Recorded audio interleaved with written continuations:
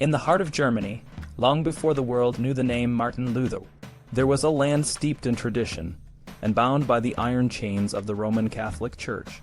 Imagine a place where the words of God were locked away in an ancient language, Latin, understood only by a select few. The common people, the peasants, the merchants, and even the nobles, could not fathom the sermons and teachings meant to guide their lives.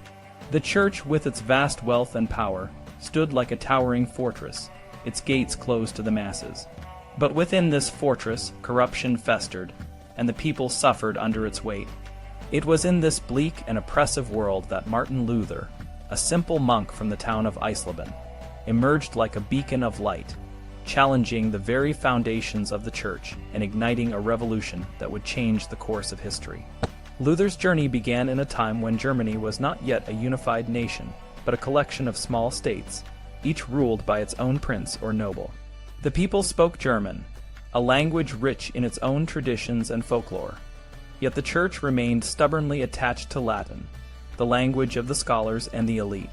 This linguistic divide created a deep chasm between the clergy and the laity, making it nearly impossible for the people to truly understand the teachings of their faith.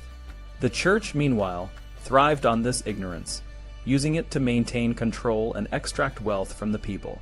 Indulgences, the sale of pardons for sins, became a lucrative business, with the church collecting vast sums of money from the poor and the desperate.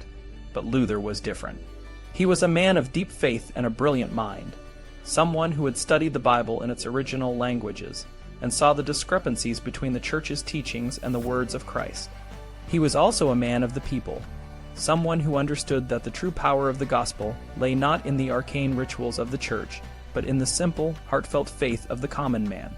In 1517, he nailed his 95 Theses to the door of the Wittenberg Castle Church, a bold act that challenged the church's practices and called for reform.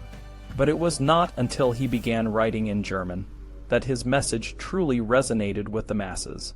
In 1520, Luther published his Sermon on Good Works, a powerful and accessible text that spoke directly to the hearts of the German people. He followed this with 3 more tracts, each more defiant and radical than the last. These writings were not just theological treatises. They were calls to action, rallying cries that spoke to the injustices the people faced and the need for change. Luther's words were like a thunderbolt, awakening a sense of national pride and a desire for religious freedom that had long lain dormant. One of Luther's most powerful arguments was economic.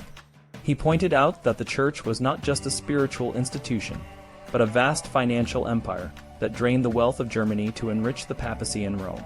He estimated that over 300,000 gulden, an enormous sum of money, flowed from Germany to Rome each year.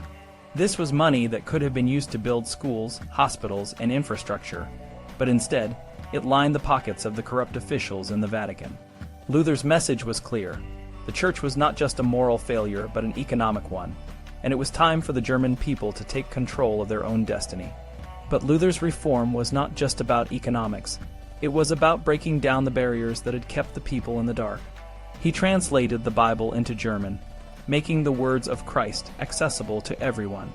He wrote in simple, powerful language that even the uneducated could understand, using his words to expose the corruption and hypocrisy of the church. He challenged the sacraments, the rituals, and the authority of the Pope, arguing that the true path to God lay in faith and good works, not in the empty promises of the church. Luther's message was not without its critics. The church, threatened by his growing influence, issued a bull excommunicating him and demanding his recantation.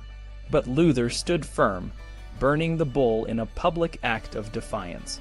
He knew that his actions would have consequences, but he was willing to risk everything for what he believed was right. His courage inspired others, and soon a movement was born. Princes and nobles, who had long chafed under the church's control, began to support Luther, seeing in his message a chance to break free from Rome and establish their own national church. Luther's reform was not just a religious movement. It was a social and political revolution. It challenged the old order and called for a new way of thinking. It empowered the people and gave them a voice that had been silenced for too long. Luther's legacy is not just in the Protestant faith he founded, but in the idea that every person, regardless of their station in life, has the right to understand and interpret their faith for themselves.